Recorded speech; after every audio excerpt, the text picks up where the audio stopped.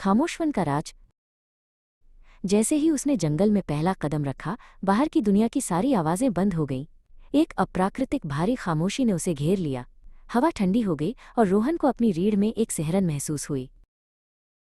घंटों चलने के बाद उसे एहसास हुआ कि वो एक ही जगह पर घूम रहा है। उसने अपना कंपास निकाला, लेकिन उसकी सुई बेतहाशा घूम रही थी। सूरज डूब रहा था और पहली बार रोहन को असली डर महसूस हुआ।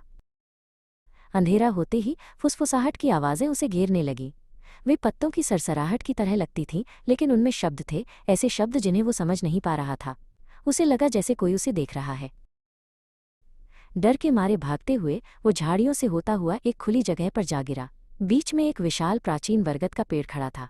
उसकी जटाएं रस्सियों की तरह नीचे लटक रही थीं। जैसे ही उसकी आंखें धुंधली रोशनी में अभ्यस्त हुईं, उसने उन्हें देखा। मोटी शाखाओं से लाशें लटक रही थीं।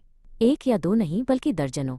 उनके कपड़े फटे हुए थे और उनके चेहरे चांदनी में पीले पड़ गए थे। एक चीख उसके गले में अटक गई। उसने महसूस किया कि उन सभी की आंखें उसी की ओर थीं। वे सिर्फ मरे हुए नहीं थे, वे देख रहे थे।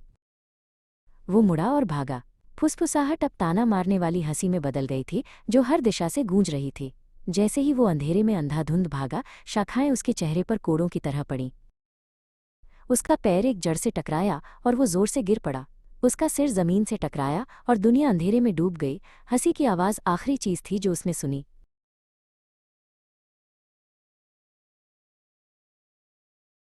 सुबह की धूप के साथ उसकी आंख जंगल के किनारे पर खुली।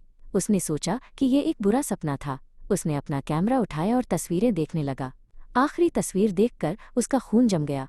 ये उसकी तस्वीर थी जो उस बरगद के पेड़ से लटका हुआ था। उसकी अपनी खाली आंखें स्क्रीन से उसे घूर रही थीं।